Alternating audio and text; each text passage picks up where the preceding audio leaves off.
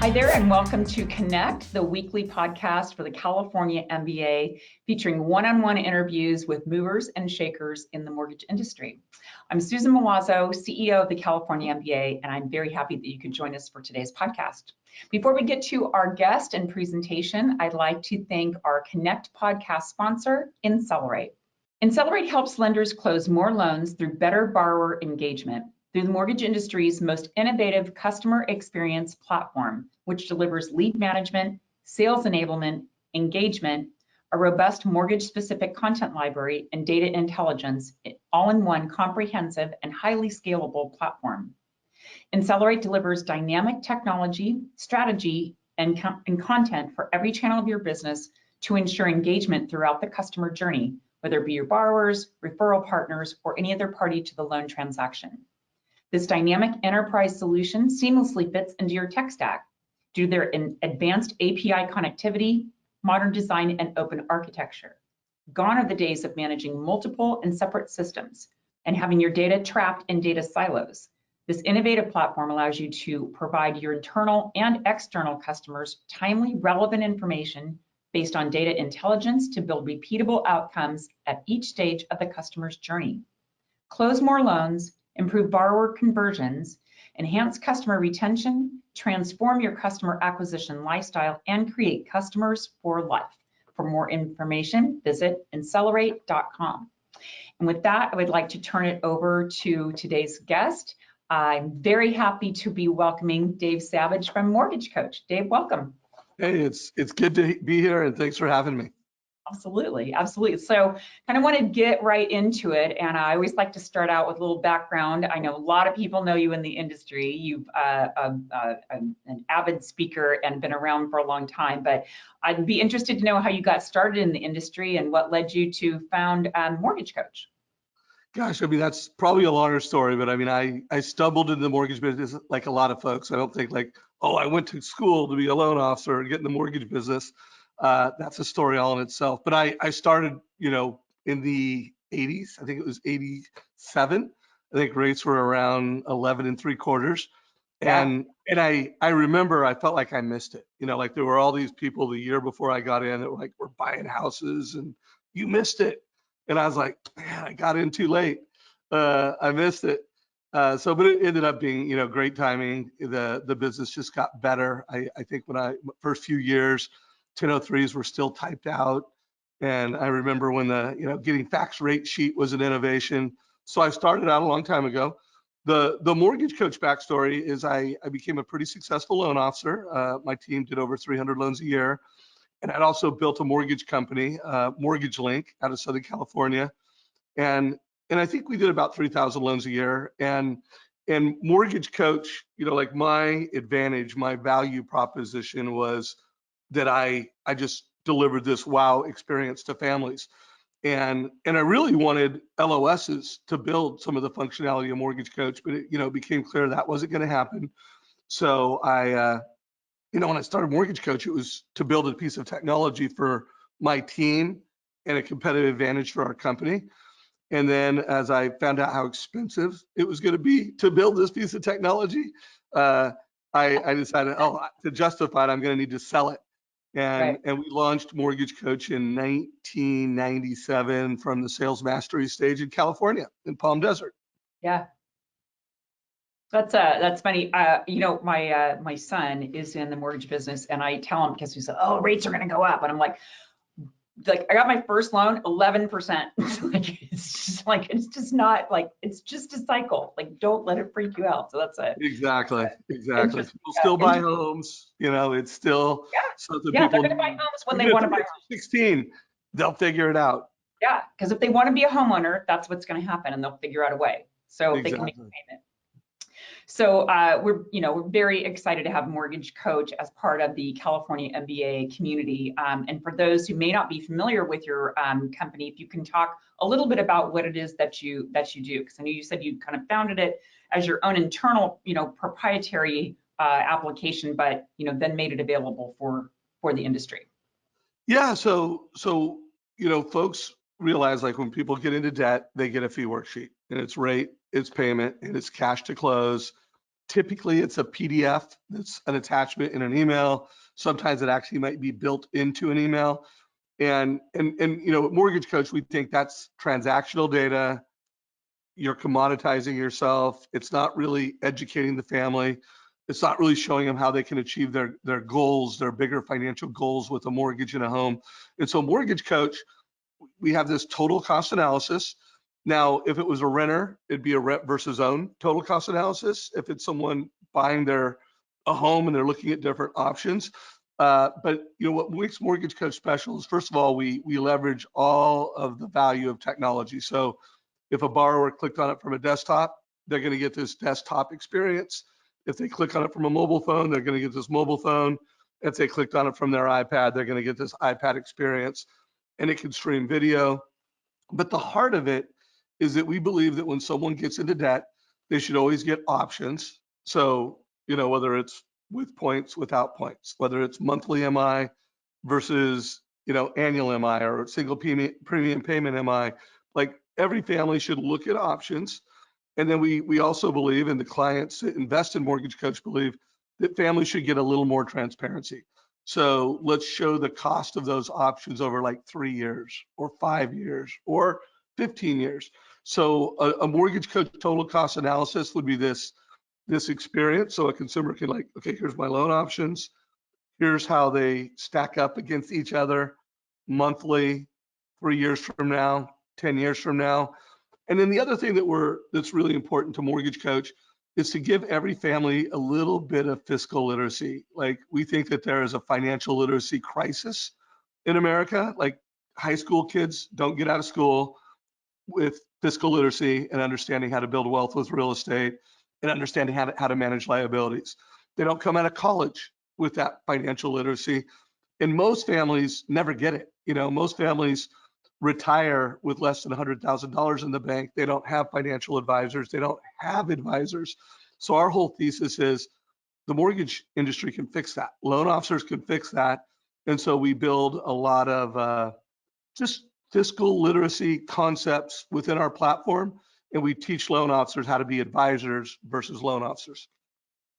That's so important. I think having that financial literacy is just, every stage, and kind of giving that borrower a more robust kind of vision of what the whole loan's going to be and what your options are going down. Yeah. So you talk about, go ahead. No, you talk about a lot of technology, which, all lenders are adapting more and more technology in their in the transaction and within their companies. But from you started out as a loan officer, your company's kind of centered around kind of, in giving tools to that sales force. But, how important, talk a little bit about how important just the human factor, that human loan officer still is to the transaction. Yeah, well, we teach this concept, and I if anyone's on this and you're a local referral-based loan officer, there's this acronym that we talk a lot about, and it's WACD. And if you were in the specialty retail business, if you have been executing on WACD, you're doing great. Your stock price is up, you're growing. If you haven't been, you're either out of business or you're losing business. And WACD stands for what Amazon can't do. And so I think local mortgage professionals always need to have what like if Amazon got in the business, and remember guys, we're in housing, WACD, what Amazon and Zillow can't do. And then we also need to do what they can do. So I always think that the loan officer that cares the most about the family, has this mentality that it's families, not files, has a distinct advantage. And so caring, but then how do you show you care? And I do believe that if you're showing you're caring by, hey, here's your rate, here's your payment, I keep my promises, I can close your loan in 2 weeks, I have great rates, like that's worked for a couple decades. But as we're coming into this world where big data, artificial intelligence, publicly owned mortgage companies, that is not going to work as well going forward. You really need to deliver advice beyond the transaction.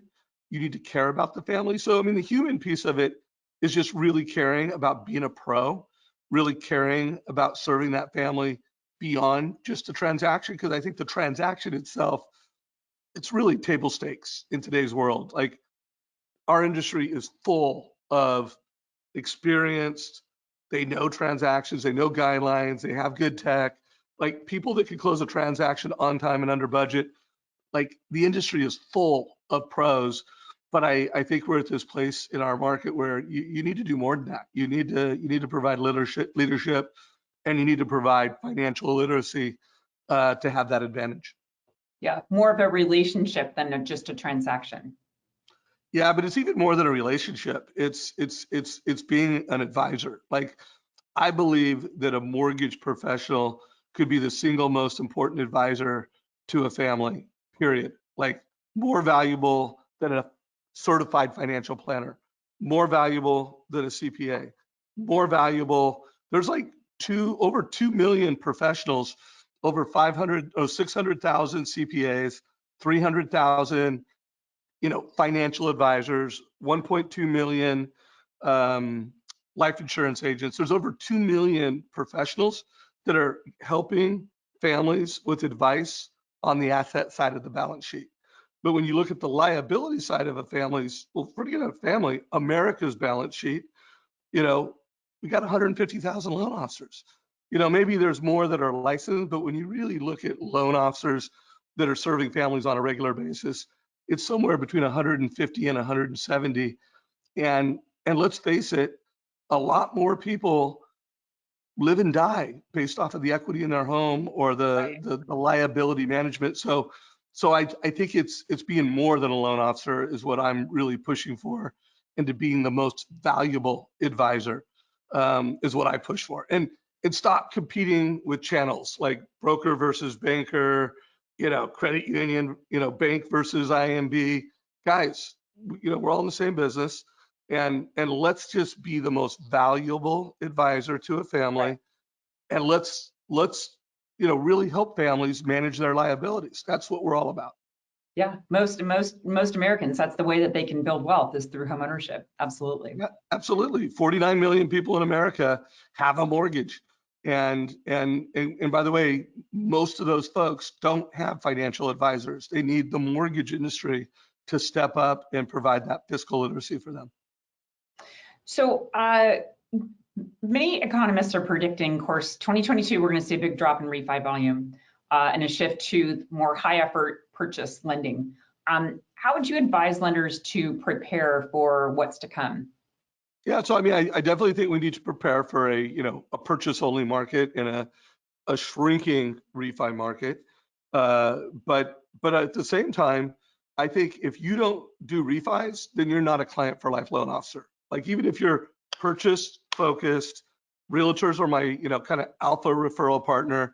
Like, if you are not servicing your existing clients and managing their mortgage, that's a term we use a lot, MUM, manage people's mortgage, manage people's liabilities. Not only are you missing a lot of opportunity, but you're not serving your family as I'm your lender for life.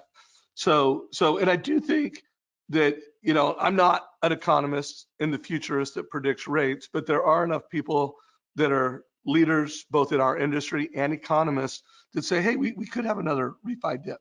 Now, I do not think you should plan for that.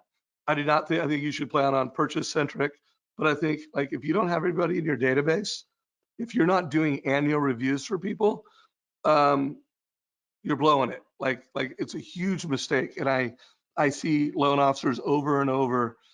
They love to hunt. I want the new client. I want the new referral partner, but they don't do enough. Guys, you got to farm. And especially if you're local referral based, that customer database is just pure gold, and you need to farm it, every week, every month, regardless of whether it's a refi market or not.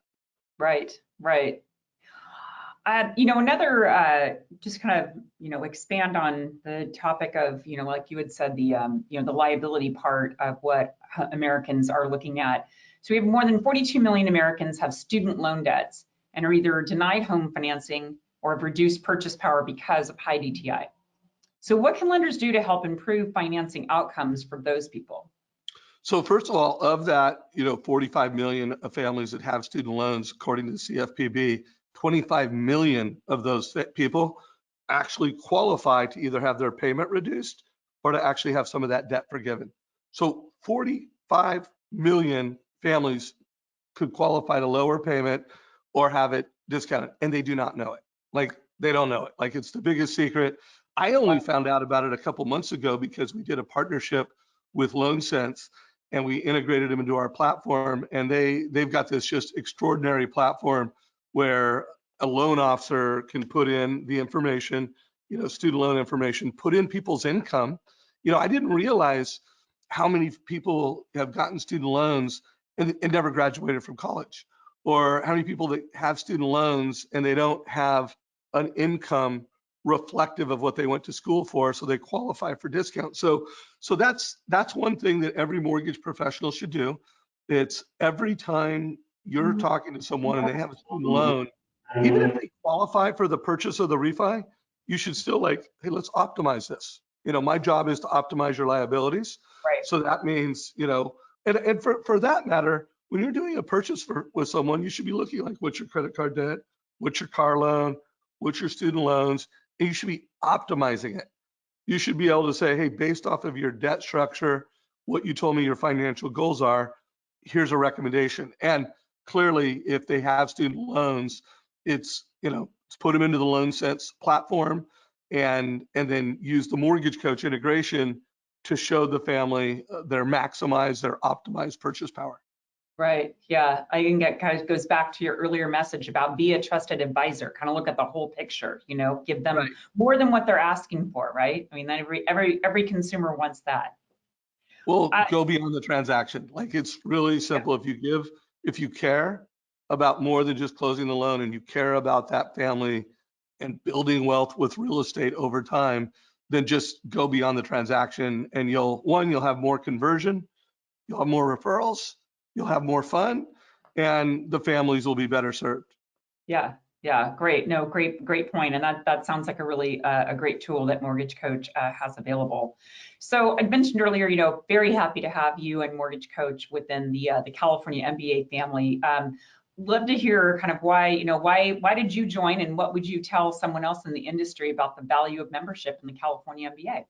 Yeah, well, first of all, I always think, we've got an incredible business. I mean, I think, I saw a new loan officer recently, and I'm like, congratulations, you hit the lotto. Like, this is a really good business. In every role in this business, there's high income earners. Loan officers, are making fortunes in some cases, but every role in the mortgage business is a pretty well paid role. And so I think supporting organizations that help, our business, they help with laws, they help us with best practices, they help us with regulation. I think it's just a responsibility. So, as a vendor, we support a lot of organizations, both financially and jumping on stages to add value. And I just think, like, if you're a loan officer listening into this, and you're not, you and your company are not getting after this, I just think, like, if you're making a lot of money and you like what you do, then you should support the organizations in your state and in the country that really help the business from a high level down. That's right. That's right. Well, thank you. We appreciate that. I always like to tell people, support the organization that supports you and your company. So thank you for echoing that comment. And Dave, thank you for being our guest today. We're kind of bringing us to the close of our podcast, and I just want you to know that I do appreciate you being a part of the Connect podcast series. And thanks to all of you for joining us today. To access our Connect podcast episodes, you can follow us on our YouTube channel. We're also available on SoundCloud, Apple Podcast, and Spotify. And we'll be back next week with another episode of Connect. Thank you very much. Here we go.